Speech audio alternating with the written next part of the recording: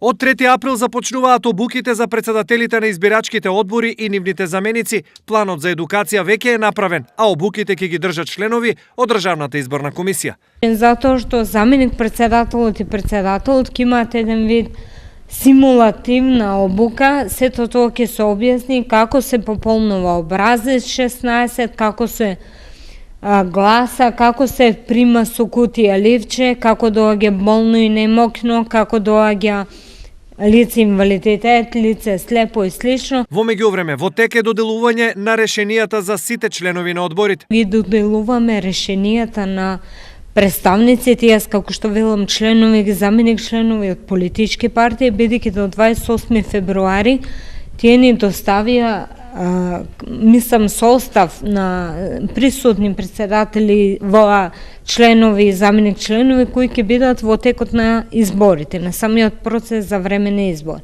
Само во Штип има 77 избирачки места со вкупно 462 членови.